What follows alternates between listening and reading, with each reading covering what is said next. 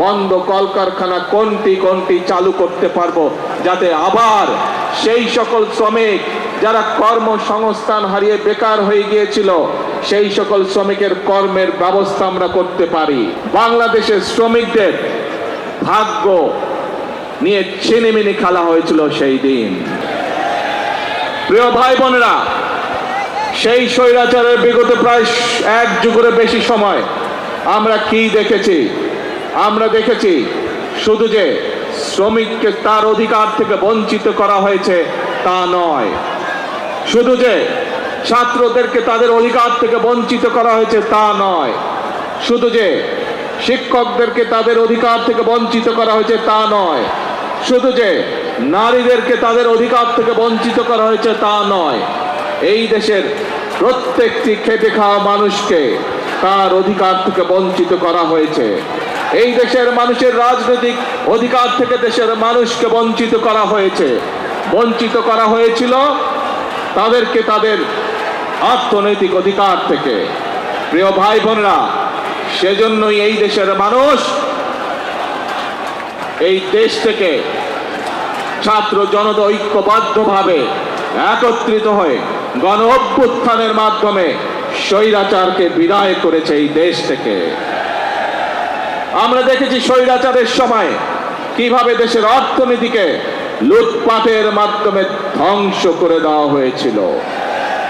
আমরা দেখেছি কিভাবে দেশের শিল্প কলকারখানাগুলোকে ধীরে ধীরে বন্ধ করে দেওয়া হয়েছিল এবং এক পর্যায়ে গিয়ে ধ্বংস করে দেওয়া হয়েছিল, এবং বিদেশি জিনিসকে কিভাবে এই দেশে আমদানি নির্ভর করে হয়েছিল, এই দেশের পুরো অর্থনীতিকে কিভাবে ধীরে ধীরে আমদানি নির্ভর করে গড়ে তোলা হয়েছিল। আমরা দেখেছি কিভাবে স্বৈরাচারের সময় এই দেশ থেকে এই দেশের শিক্ষা ব্যবস্থাকে ধ্বংস করে দেওয়া হয়েছিল। আমরা দেখেছি এই দেশের স্বাস্থ্য ব্যবস্থাকে স্বৈরাচারের এক যুগ সময় কিভাবে ধ্বংস করে দেওয়া হয়েছিল। প্রিয় ভাই বোনেরা, যে কয়টি সেক্টরের কথা আপনাদের সামনে আমি তুলে ধরলাম, এই প্রত্যেকটি সেক্টরে হাজারো লক্ষ কোটি শ্রমিক কাজ করে, এবং এভাবেই দেশের প্রত্যেকটি সেক্টরকে ধ্বংস করার মাধ্যমে বাংলাদেশের সকল শ্রেণীপেরা মানুষকে আঘাত করা হয়েছিল। বাংলাদেশের শ্রমিকদের ভাগ্য নিয়ে ছিনিমিনি খেলা হয়েছিল সেই দিন। প্রিয় ভাই বোনেরা, 2024 সালের 5ই আগস্ট মানুষ সেই স্বৈরাচারকে দেশ থেকে বিতাড়িত করেছে। এখন শ্রমিক, শিক্ষক, ছাত্র, নারী, পুরুষ সকলে মিলে এখন হচ্ছে দেশ গড়ার পালা।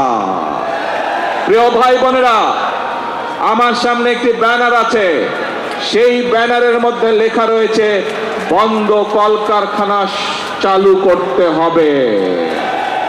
প্রিয় ভাই বোনেরা, বর্তমান সরকার বিএনপি সরকার, জনগণের ভোটে নির্বাচিত সরকার, এবং সেই জন্যই সরকার গঠিত হওয়ার পরে সাথে সাথেই আমি সংশ্লিষ্ট ব্যক্তিবর্গকে সাথে নিয়ে বসেছি এবং নির্দেশনা দিয়েছি, এবং আপনারা জানলে খুশি হবেন, এই সপ্তাহে গত 1 মাস আগে আমি নির্দেশনা দিয়েছি যে কিভাবে আমরা কত দ্রুত আমরা বন্ধ কলকারখানা কোনটি কোনটি চালু করতে পারবো, যাতে আবার সেই সকল শ্রমিক যারা কর্মসংস্থান হারিয়ে বেকার হয়ে গিয়েছিল সেই সকল শ্রমিকের কর্মের ব্যবস্থা আমরা করতে পারি।